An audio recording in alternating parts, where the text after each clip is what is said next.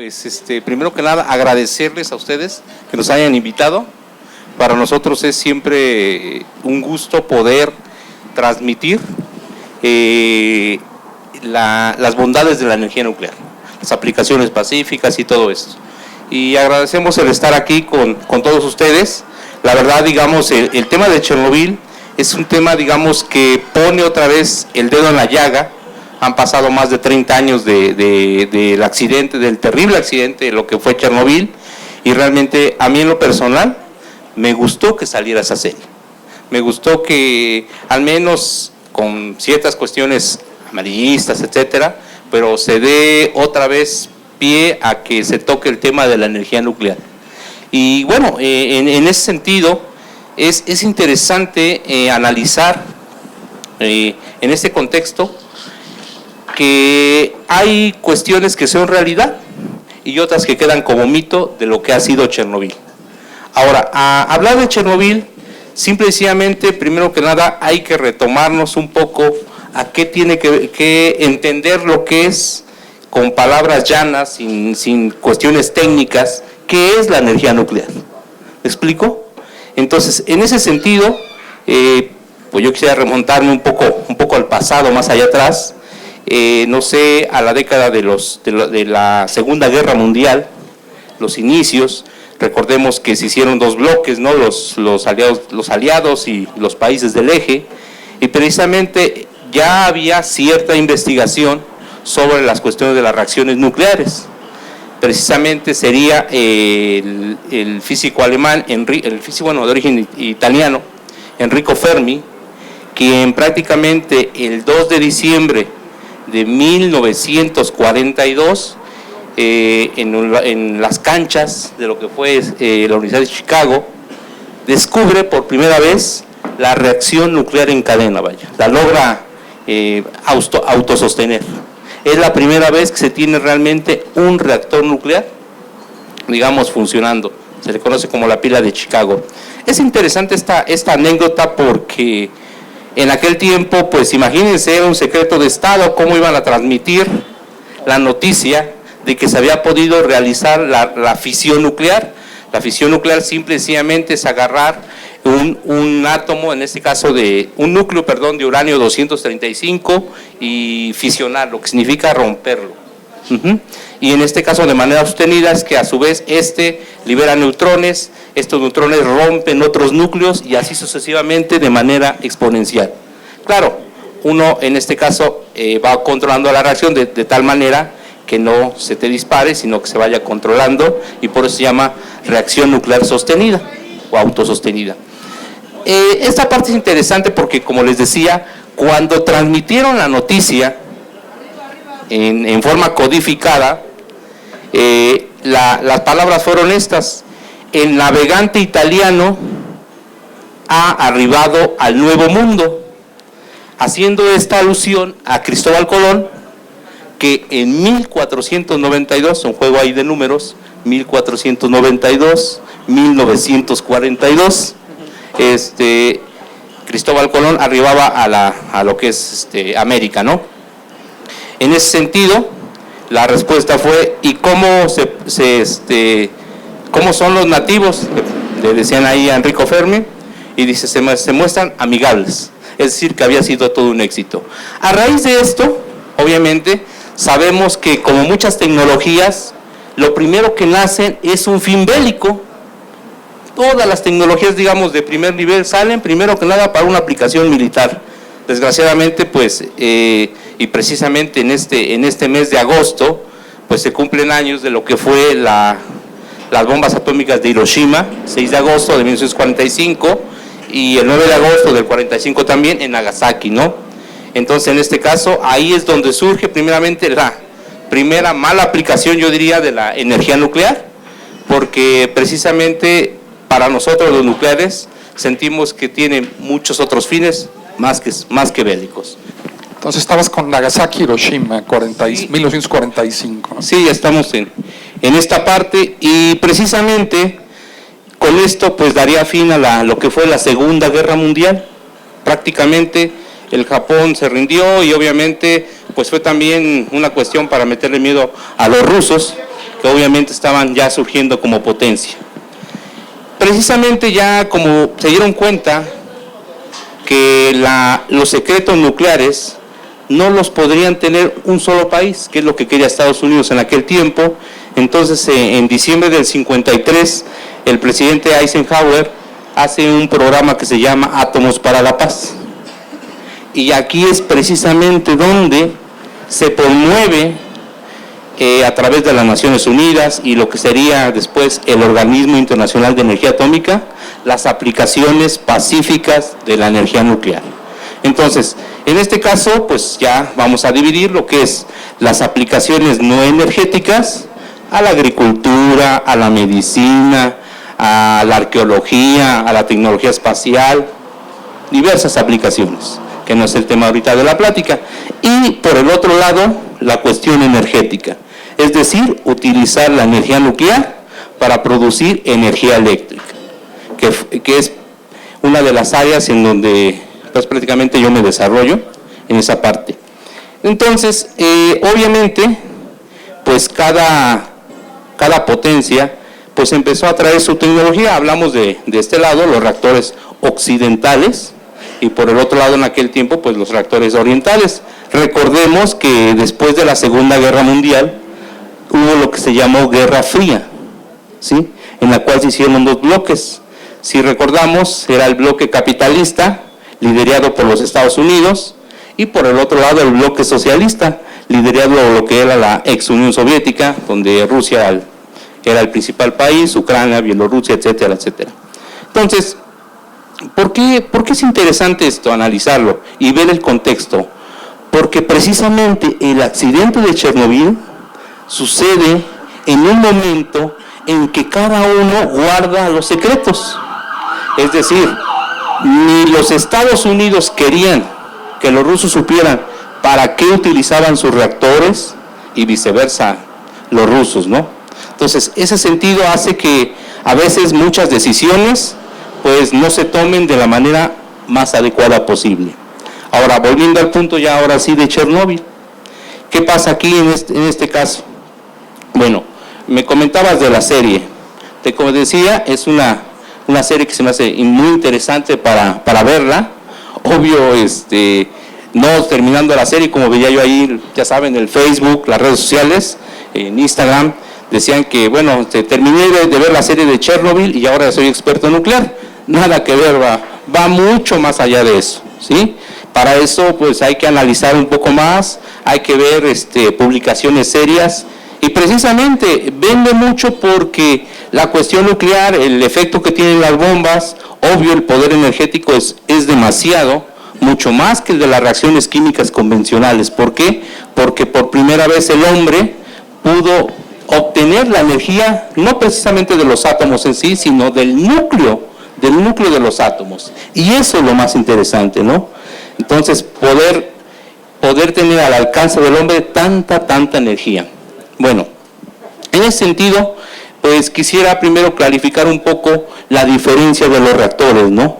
En la serie, obviamente, al final, prácticamente, no sé, bueno, si no les voy a platicar aquí la serie porque no va a ser spoiler, pero en la parte final, pues sí hay una charla muy interesante frente ahí al Politburó de lo que es el encargado científico de, no, me imagino que ya la viste, y entonces en esta parte pues él narra a detalle qué fue lo que sucedió entre el 25 y 26 de abril de 1986.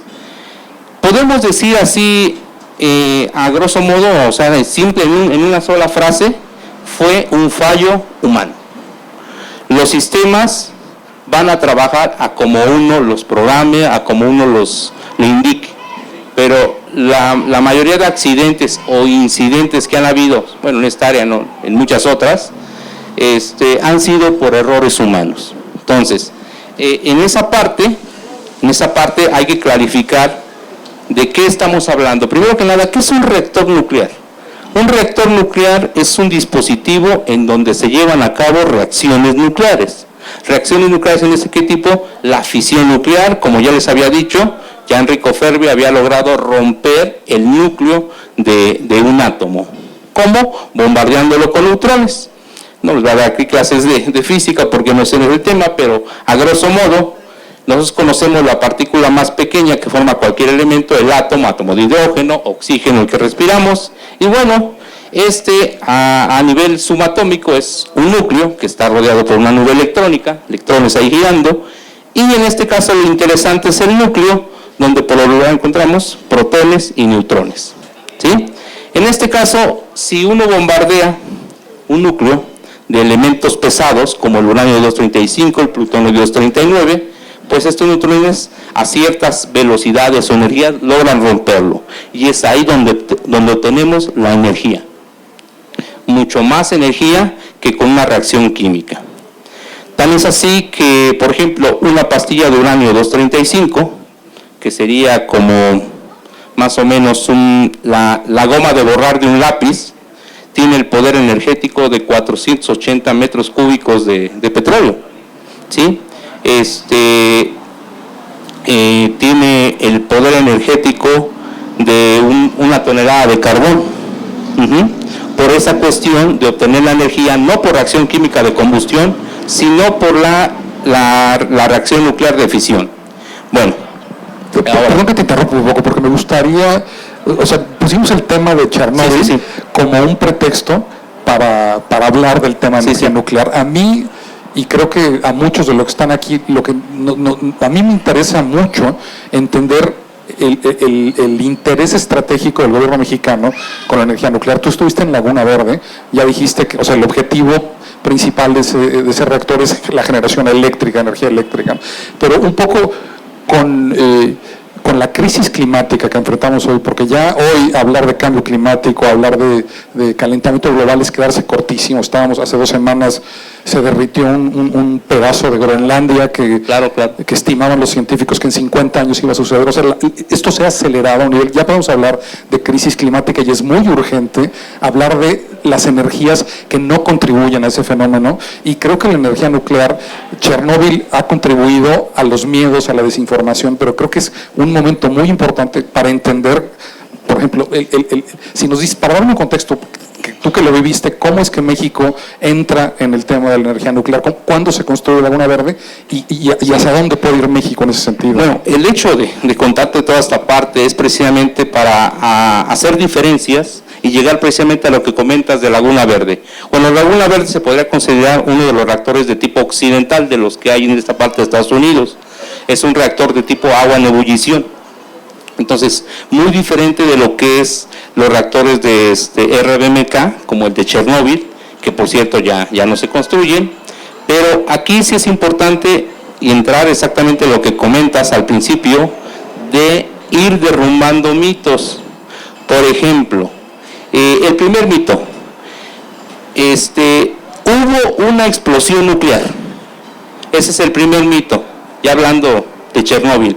Hubo una explosión nuclear. ¿Sí? Toda la gente que me ha preguntado, oye, ¿y entonces Chernobyl, la explosión nuclear que hubo? No.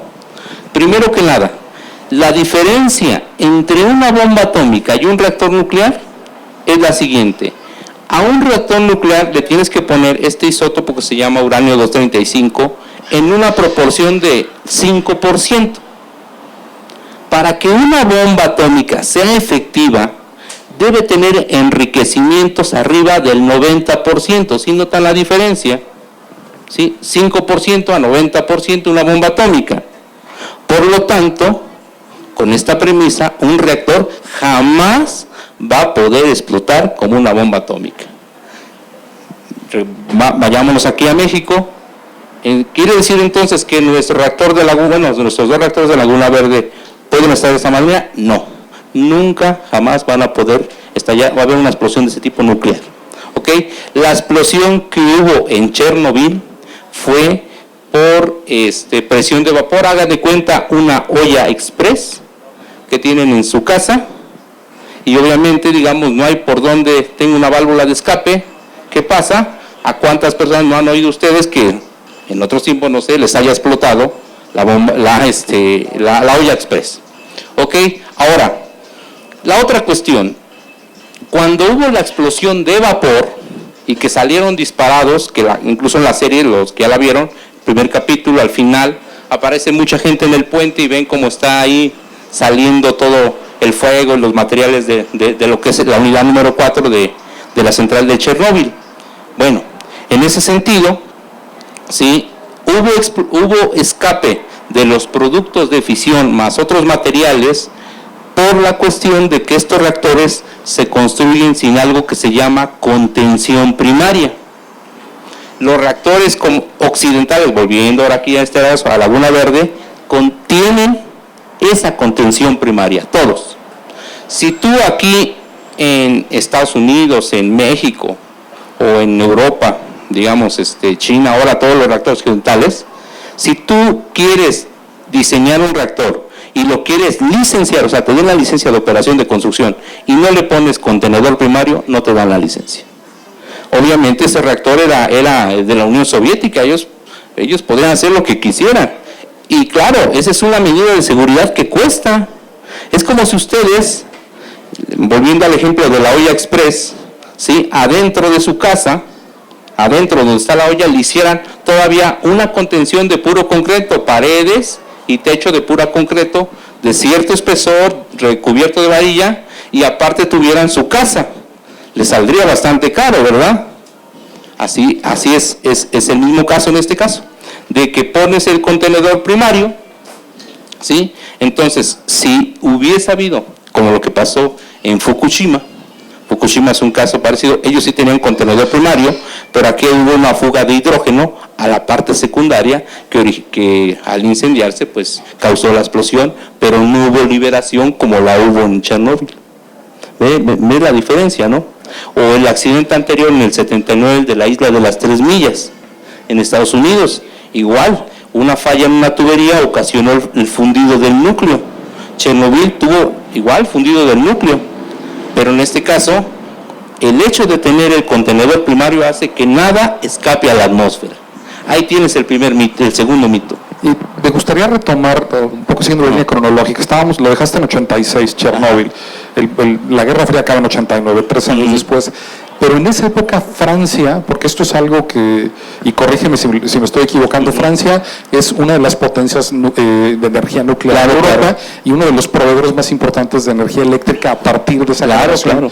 Eso, ¿cómo, o sea, sucede en 86 de Chernóbil, cómo cambia la visión francesa y europea de la generación de energías a partir de estos reactores nucleares, ¿no?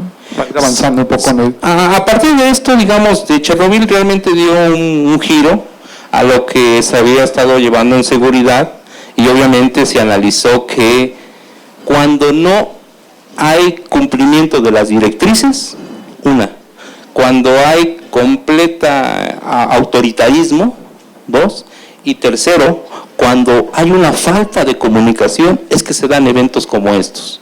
Chernóbil, tú lo viste por la serie, se dio entre la 1 de la mañana del 25 de abril de 1986 y terminó hasta a la 1:24, que fue cuando fue la explosión del día siguiente, o sea, del día 26. Es decir, aquí hubo una serie de eventos que querían hacer la prueba, pero la prueba hasta querían hacer de llevar el reactor a baja potencia y que con la inercia remanente de la turbina generar energía eléctrica, etcétera, y reabastecer la planta en lo que entraban los generadores diésel. Todo esto que estaban haciendo lo hicieron también en un cambio de turno. El cambio de turno fue a las 12 de la noche. Entonces, el personal que ingresó al nuevo turno no sabía precisamente lo que habían hecho los otros, ¿sí? Ahora, uno de los operadores no sabía también a detalle qué podría pasar si llevabas el reactor a una potencia fuera de los límites. Todas estas cuestiones fueron una serie de violaciones que hoy en día y desde aquel tiempo en los reactores occidentales estaban completamente fuera de. Es decir, si tú deliberadamente querías hacer, no, voy a quitar los sistemas de seguridad de esto, voy a hacer esto, no, en automático la planta se apaga, ¿sí? Ahora, algo que mencionan en la serie, que a mucha gente dice, oye, ¿por qué dicen que los reactores esos como el de Chernóbil se diseñan con una cuestión de reactividad positiva? ¿sí? Eso se llama seguridad intrínseca en el diseño. Laguna Verde y todos los reactores que están iniciados actualmente se diseñan con un coeficiente de reactividad negativo. Por ejemplo, en Laguna Verde, si el agua aumenta su temperatura, ¿sí?, la reacción de fisión tiende a bajar, tiende a apagarse. Si se genera demasiado vapor, la reacción de fisión tiende a apagarse. O sea, es decir, independientemente del operador o del sistema, la propia reacción. Exactamente. Y Chernobyl no, tiene un coeficiente de reactividad positivo, es decir, aumenta la temperatura, se vuelve más reactivo. Aumenta la cantidad de vapor, nosotros lo llamamos fracción de vacíos, ahí en esa parte, y también se vuelve más reactivo. ¿Sí me explico? Ahora, esto hace que a ciertos puntos de operación se vuelva muy inestable operarlo o controlarlo. En cambio, estos reactores es mucho más fácil controlarlos. He ahí una cuestión. Y eso fue en 86, cuando esto, digamos, en Rusia lo hacían así, en todo Occidente, en Europa y Estados Unidos, ¿se hacía de la manera inversa? Sí. O sea, no, esto no fue una lección de Chernobyl para Europa. Fue una lección para ellos. Porque obviamente hay una cuestión que no te la dicen los medios, y yo no la vi en la serie y no la he visto en muchos escritos ni muchos artículos. El físico, le recomiendo el libro La energía nuclear, una opción para el futuro, del físico Leonard Cohen, es un físico de la Universidad de Pittsburgh. Este libro lo publicó en el 90, precisamente haciendo un análisis de por qué optar por la energía nuclear. En el capítulo 7 de este libro analiza el accidente de Chernobyl y dice, hay una parte interesante, dice ahí, la cuestión de tener el reactor de Chernobyl es que porque este reactor servía para producir plutonio grado armamento, o sea, para producir plutonio para armas atómicas, ¿sí? Los reactores que nosotros tenemos en Laguna Verde, pues no están diseñados para ese fin. Esa es una de las cuestiones, porque el diseño es especial, es decir, en Laguna Verde los combustibles vienen agrupados en lo que llamamos ensambles, y eso viene dentro del núcleo. Cuando el combustible se va quemando, si tú quieres cambiar un combustible, tienes que apagar el reactor, destaparlo y sacar los combustibles para moverlos, cambiarlos, etcétera, si ya se quemaron. O sea, ve todo el proceso, ¿no? Entonces, en el de Chernobyl, tiene la característica que lo puedes hacer en línea, ¿sí? O sea, es decir, tú sacas un combustible y el reactor sigue operando, sin ningún problema. Ese diseño hacía que el ponerle un contenedor primario era demasiado estorboso para las actividades, ¿no? Exactamente. Y eso no te lo dice la serie, y eso muchísima gente no lo sabe. Entonces aquí los rusos pues querían un reactor económico, eso sí lo dice la serie, cuando le dice, oiga, ¿y por qué le pusieron tapones de grafito si eso aumenta la reacción a las barras de control? Y le dice, pues por economía, por barato, ¿no? Y le dice también, ¿y por qué no le pusieron contenedor primario? Pues también por economía. Entonces, la seguridad, y ustedes lo saben, la seguridad cuesta. Precisamente lo que encarece a la energía nuclear es la cantidad de seguridad que se le impone. Se le impone más seguridad que a ninguna otra tecnología. Y bueno, y ahora retomando el tema de los beneficios, ¿podrías hacernos un comparativo en los costos ambientales de generar, digamos, energía eléctrica a partir de reacciones nucleares, o hacerlo con quema de carbón, con todos los otros, con las hidroeléctricas, con todo para entender por qué, sí, esto que del libro que recomiendas, por qué la energía nuclear sí es una respuesta para la crisis climática? Perfecto, esa es una pregunta muy interesante, y primero analicemos lo siguiente. Nosotros en México dependemos prácticamente en un 60-70% de plantas que queman combustible fósil. Háblese de qué combustible fósil, de carbón, de petróleo o combustóleo y de gas natural. Cualquiera de los tres emite gases de efecto invernadero, en mayor o menor medida. Yo les pregunto a los que están aquí, ¿en dónde están esos residuos de monóxido de carbono, dióxido de carbono? ¿En dónde están? ¿Qué están? Si es que bien nos va, porque lo más seguro que estén en mis pulmones, tus pulmones, sus pulmones de nuestros hijos, ahí está, y se está quemando la energía. No es nada más de que digas, ahorita prendemos la planta y ya. No, la energía debe estar fluyendo las 24 horas, los 365 días del año. Y eso es lo que estamos haciendo diario, quemando el combustorio a este nivel. Luego entonces, una central nuclear no emite gases de efecto invernadero porque técnicamente no quema el combustible. La fisión no produce gases de efecto invernadero. Entonces, esa es una cuestión importante. Los residuos. ¿Qué pasa con el combustible gastado, por ejemplo, ¿no? Cuando se agota? Las centrales nucleares se diseñan para almacenar durante toda su vida el combustible que gaste. Ahí se queda, ¿vale? No se cambia a ningún otro lado, ahí está contenido. Entonces, las estadísticas, y esas pues se las podría yo mostrar, traigo aquí incluso bastante material, pero muestran que han habido más muertes a lo largo digamos, de la revolución industrial por las emisiones de gases de efecto invernadero que han causado diferentes enfermedades que las atribuidas a la energía nuclear de manera pacífica. Obviamente aquí no cuentan las cuestiones bélicas, ¿no? Que es otra cosa muy, muy diferente, ¿no? ¿Por qué? Bueno, mi siguiente pregunta va en dos sentidos. ¿Por qué México construye Laguna Verde? ¿En qué año sucede eso? ¿Y por qué no ha habido otros reactores en México?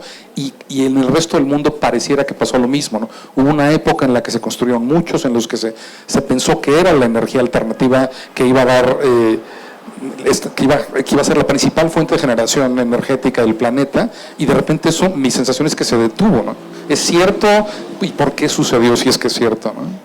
Mira, aquí la palabra nuclear es lo que cuenta mucho. La palabra nuclear genera miedo, temor. ¿Por qué? Por desconocimiento. Aquí juega un papel muy importante la opinión pública. Si tú le dices, ¿sabes qué? Vamos a cambiar por las energías renovables. Tenemos mucho sol y mucho viento y vámonos por ahí. Y la gente dice, sí, esas no contaminan. Ve el discurso, ¿no? Y yo, por ejemplo, a lo mejor como político te vendo esa idea, pero no te digo, ¿sabes qué? Pero solamente vas a tener electricidad cuando haya luz solar, o sea, en el día. Y solamente vas a tener electricidad cuando haya viento. Óyeme, pero pues yo la quiero el fin de semana para mi pachanga, no, pero ese día va a haber lluvia y no va a haber sol. ¿Qué onda? Yo creo que nadie quiere estar en esa cuestión, ¿no? Entonces, aquí es que las energías renovables es bueno que las utilicemos, pero en la mayor medida posible, pero en la justa perspectiva. Son energías de tipo intermitente, eso debe quedar muy claro. O sea, la solar y la eólica es muy bueno, pero son energías intermitentes.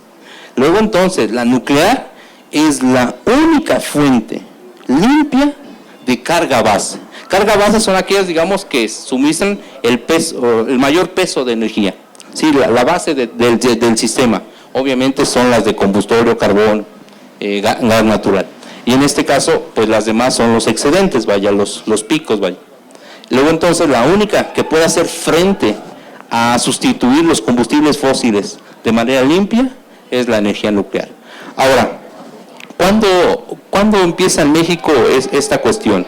Precisamente allá en el 68 fue cuando se dio la idea con Díaz Ordaz de construir Laguna Verde.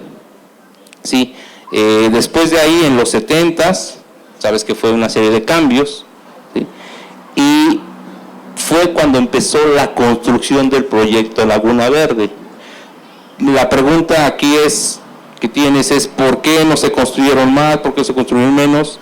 En la época de López Portillo, y ahí está un libro de un ingeniero nuclear, Carlos Vélez Ocón, donde narra precisamente que el proyecto eran 20 reactores nucleares para México. Imagínense, 20 reactores, somos una potencia nuclear, y no nada más nuclear, o sea, no nada más en lo nuclear. La energía nuclear trae tecnología de punta en muchas áreas, mecánica, eléctrica, civil, etcétera. técnicas que, bueno, aquí no se han utilizado, no se utilizan.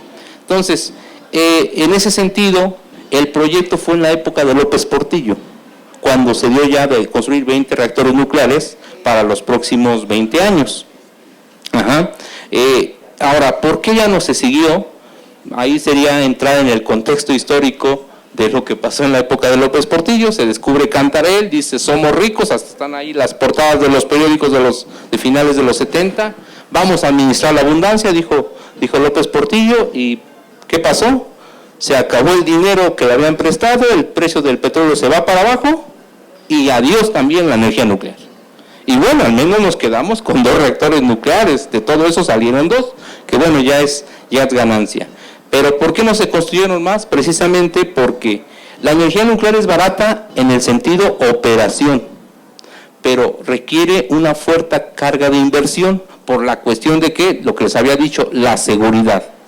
Pero una planta realmente nuclear se amortiza sola en los primeros 20 años, prácticamente, o 10 años, cuando tienen un tiempo de vida de 60. Es decir, si hablamos de 60 años de vida, 40 son de ganancia y 20 son de amortizar el pago. Entonces, es un buen negocio, pero obvio pues la inversión es fuerte. Mucha gente, aquí sale una pregunta, bueno, que te la quería comentar, dice, es que la energía nuclear es obsoleta. Y yo me pregunto, Corea del Sur no es una potencia como Francia. Corea del Sur no es una potencia como los alemanes, como Estados Unidos. Corea del Sur es un país que tuvo su última guerra en los 50, la famosa guerra de Corea, con lo cual, ¿qué pasó con Corea del Sur? Terminó dividida, Corea del Norte, que sabemos en qué situación está, y Corea del Sur. Nosotros, la última guerra civil que tuvimos, fue la Revolución Mexicana, hace más de 100 años. Los coreanos empezaron su programa nuclear a la par que nosotros, finales de los 70s y 80s, y hoy en día tienen más de 20 reactores, unos 8 o 6 en construcción, y la cuestión es que es tecnología propia, es decir, son reactores que ellos los rediseñaron y ahora incluso los están vendiendo. Fíjense, ¿a quién le vendieron los reactores nucleares? Vaya. Y eso es importante. ¿Por qué? Porque mucha gente dice, pero si México tiene petróleo, ¿para qué necesitamos otras fuentes de energía? Tenemos petróleo. Yo me pregunto, ¿para qué? México sí tiene petróleo, bastante comparado con ciertos países, pero no se compara con el que tiene Arabia Saudita, con el que tiene Irán, con el que tiene Venezuela o los Emiratos Árabes Unidos. Y hago hincapié en los Emiratos Árabes Unidos porque ellos le compraron a los coreanos, no 1, 4 reactores nucleares. ¿Sí? Eso es interesante, ¿no? O sea, 4. Obvio, aquí entre más compres, pues más barato le salió, ¿no? Pero eso es importante analizarlo, ¿no? El decir, no es una tecnología obsoleta. Ahora, tan es así que ahora incluso los reactores como el de Chernóbil, bueno, aunque se debe considerar Laguna Verde, Fukushima, etcétera, porque la gente los conoce por la televisión, son reactores de generación 2.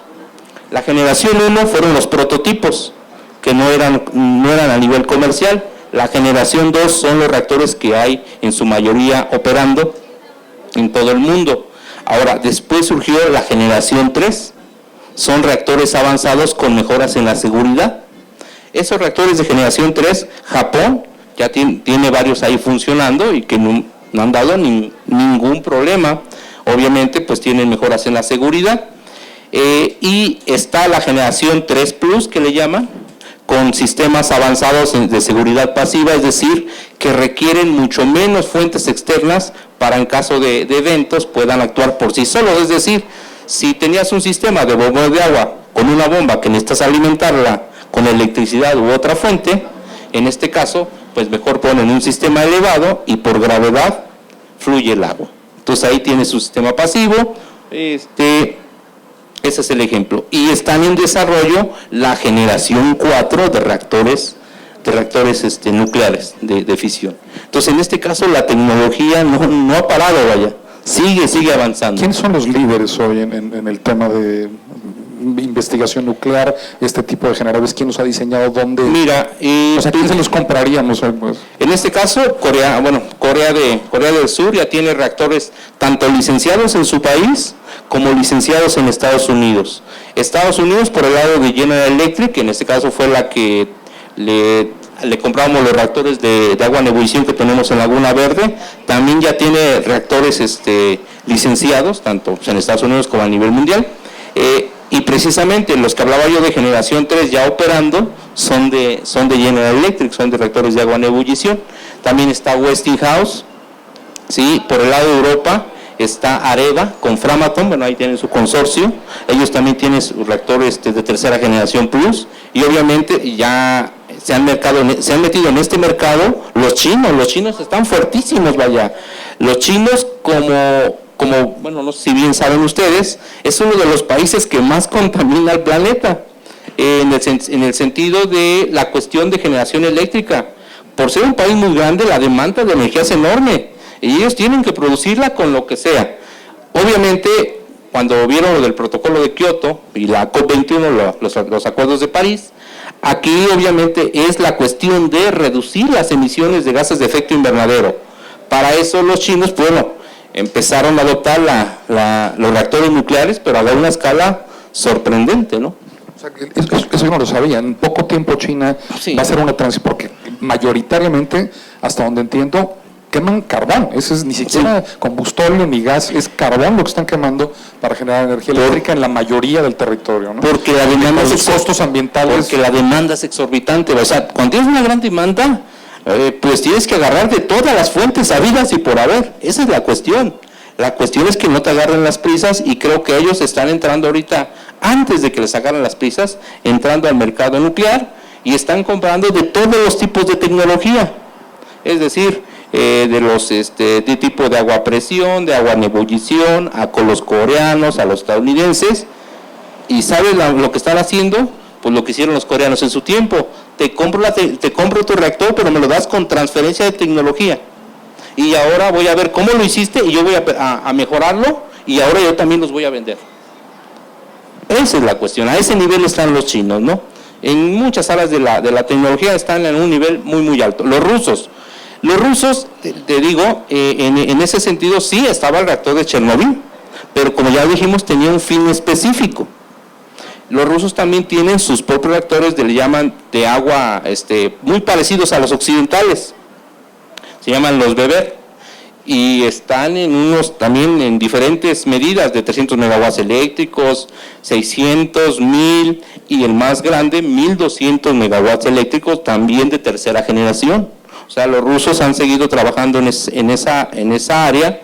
Obviamente, o sea, hicieron la contraparte de los reactores occidentales, ya sea de agua en ebullición, en este caso de agua a presión, hicieron su contraparte, pero a la par pues tenían sus RBMKs.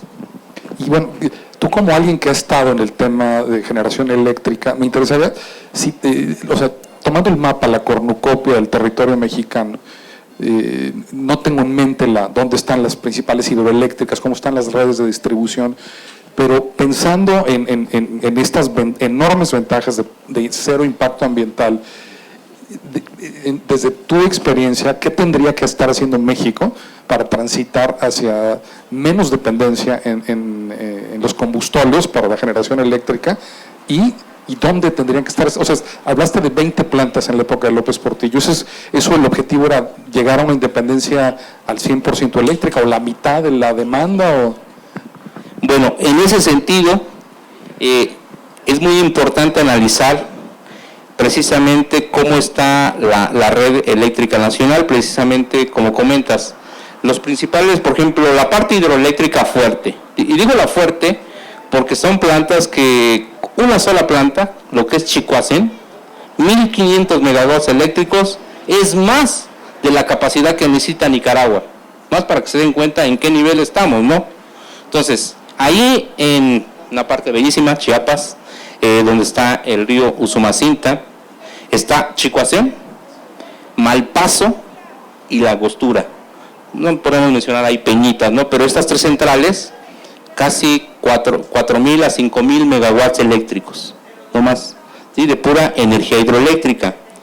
De ahí, la otra parte fuerte está en la parte de Nayarit. Ahí tenemos, por ejemplo, la Yesca, El Cajón, Aguamilpa, también centrales de 1.000 megawatts eléctricos. Pero de ahí prácticamente ya no tenemos más hidroeléctricas fuertes, vaya. ¿Sí me explico? Entonces, obvio, lo que complementa al sistema, pues son las carboeléctricas, las termoeléctricas de combustóleo, la ciclo combinado, que esas precisamente son las que más dominan el mercado, y obviamente Laguna Verde, ¿sí? A la par de esto, pues ya le sumamos los complejos fotovoltaicos, vaya, los centrales solares, que como la de Coahuila de 750 megawatts eléctricos, o en la parte sur, la zona de Oaxaca, en la zona se le conoce como la Ventosa, ahí tenemos la parte eólica fuerte. Bueno, ya se han puesto más parques eólicos, los que conozco yo personalmente son ese de la Ventosa, son el otro que está en una ciudad que se llama Arriaga, en Chiapas, ahí hay otra central eólica. En este caso, ¿qué debería estar haciendo México? Nuestro sistema es interconectado. Hace unas semanas, yo leía en las noticias que había un desabasto de electricidad en Yucatán, si no me equivoco. Bueno, en ese sentido, México debería estar analizando por qué se da ese desabasto, qué está pasando. Hay una cuestión muy importante. Cuando Laguna Verde entra en recarga, y eso lo dicen ahí los reportes de la Secretaría de Energía, bueno, de los gobiernos anteriores, Chicoacén y Malpaso, y esas tenían que entrar al máximo en potencia para poder abastecer, ¿a quién creen? A esta Ciudad de México, a esta zona centro, que es la que más gasta, porque aquí es donde se concentra la mayor cantidad de población. Puebla, Querétaro, Ciudad de México, Toluca, toda esta zona central, Morelos, es la que consume más. Entonces, mucha de esa energía, como es un sistema interconectado, se manda de hacia acá. Pero ahora hay una cuestión importante, las pérdidas. Transportar energía eléctrica a grandes distancias, eso también cuesta, porque hay pérdidas en las líneas. Lo ideal prácticamente es que tengas la central al lado, pero eso no sucede. Luego entonces, yo pensaría como ingeniero, ¿por qué no me pones otro reactor nuclear en Laguna Verde? Porque Laguna Verde se diseñó para 4 reactores nucleares, vaya, de la potencia de los que están ahorita de 650 en su tiempo megawatts eléctricos, ¿sí? Para eso se diseñó Laguna Verde, para 4 reactores, 4 unidades, nada más tiene 2. Entonces, bueno, ¿por qué no me pones otro reactor ahí? Y nos olvidamos de que esa energía de las centrales del sur se venga para acá, para el centro, nos sale muy caro, y la mandamos a la parte sur, a Yucatán, para que no tengamos esos desabastos. Ahora, ¿dónde más? Otro lugar analizado, que ya se tenía contemplado para precisamente en ese plan de 20 reactores, era en Sonora, un lugar que se llama Puerto Peñasco. Ahí ya se habían hecho análisis, no todos los análisis, pero los principales de sismicidad, etcétera, para instalar un reactor nuclear, para que ese reactor abasteciera la parte noroeste. Como tú bien sabes también, digamos, esa parte de lo que es la península de Baja California no está conectada a la red eléctrica nacional, es un sistema independiente.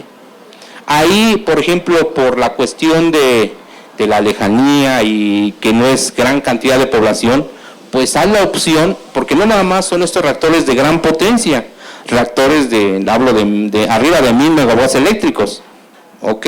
Hay reactores ahora que llaman modulares, reactores de 50 megawatts eléctricos, de 100 megawatts eléctricos, que tú los puedes ir acoplando y puedes hacer sistemas más grandes, y esa sería la opción. ¿Por qué? Porque aparte de ser reactores que producen energía eléctrica, también sirven para desalar agua de mar. Y esa es otra de las aplicaciones muy buenas, vaya. Digo, por el desabasto de agua que hay hoy en día.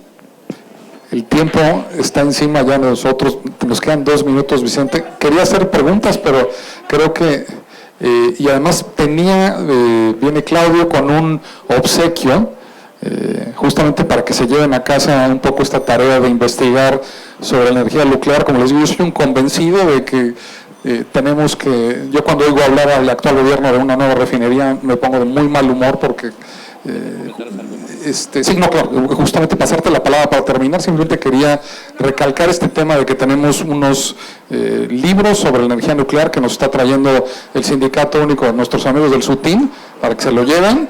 Me imagino que ahí está la página, toda la información de ustedes, ¿no? Por si tienen dudas o preguntas. Y sí, Vicente, adelante, por favor, dinos para cerrar. Para cerrar, bueno, primero que nada, vean la serie de Chernóbil, pero más allá de eso, investiguen con la gente que sabe, con la gente que conoce.